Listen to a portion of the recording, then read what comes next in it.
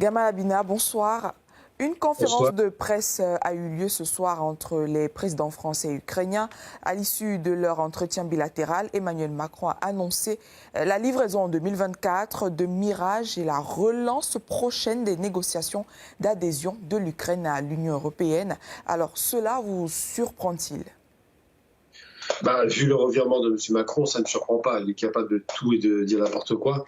Il ne consulte pas les Français pour cela. Son opposition est vent debout. On n'est pas d'accord pour engager la France dans un conflit. Et surtout, ce qui est surprenant, c'est de recevoir M. Zelensky comme l'hôte d'honneur pour les commémorations des 80 ans, quand on sait que l'Ukraine n'a pas eu un rôle très positif durant la Seconde Guerre mondiale, puisqu'il y a une partie ukrainienne, je parle de Stepan Bandera et des SS qui étaient dedans, qui faisaient le travail pour les nazis, eh bien l'Ukraine était le seul pays des soviets qui a à ce point été capable de se compromettre avec le régime nazi. Et aujourd'hui, on voit qu'il y a des éléments, effectivement, vous l'avez dit, comme on l'a vu en Canada, qui sont des néo-nazis ou des nazis revendiqués, qui participent de ça. Donc c'est très étonnant qu'il ait reçu l'Ukraine, qui n'était pas le meilleur élève de l'Union soviétique, et qu'il ait refusé de recevoir au minimum des représentants soviétiques par rapport à cette victoire qui, il faut le rappeler tout de même, coûté 26 millions de morts aux Russes.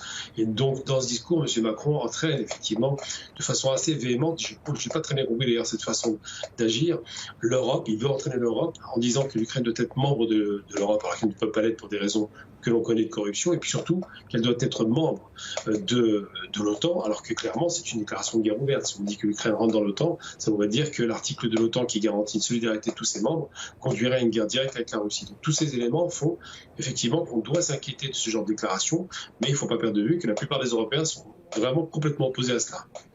Alors, cette visite en France du président ukrainien coïncide avec les élections européennes. Selon vous, il s'agit d'un télescopage des agendas ou bien d'une concordance recherchée ? C'est une concordance évidente. M. Macron a l'habitude de faire ce genre de meeting comme ça qui lui sert avant les élections. Il avait fait à l'époque des Gilets jaunes, il avait fait après par rapport à différentes élections où il se positionne comme un président. Mais finalement, c'est le président d'un parti qui est en perte de vitesse. Il est crédité de 12 à 15% des intentions de vote pour les européennes. Pour un homme qui est très européiste, eh bien, c'est un échec. Mais une chose est certaine, c'est que c'est vrai que cette question ukrainienne qu'il met en avant, sans consultation des Français. Je précise qu'il n'y a pas de sondage, on ne parle pas aux Français. On dit que les Français veulent, sans vérifier ce qu'ils veulent réellement. Et bien, ça donne le sentiment, effectivement, qu'il fait une campagne sur la guerre d'Ukraine. Cette même campagne qu'il interdit d'ailleurs à LFI quand elle parle de la Palestine. Le deux poids, deux mesures est évident aujourd'hui, mais la question qui se pose, c'est est-ce que cette campagne pro-guerre quasiment, puisqu'il veut aller, c'est un jusqu'au boutiste, il veut équiper l'Ukraine de Mirage, il veut former les Ukrainiens, il a même envisagé d'envoyer des troupes au sol, ce qui est quand même extrêmement douteux. Tout cela conduit à penser qu'effectivement, il y a une course en avant, une course folle en avant, qui ne va pas dans la direction de l'apaisement, mais simplement une sorte de volonté de guerroyer et de se donner le sentiment qu'on est un chef de guerre, ce qu'il n'a jamais été.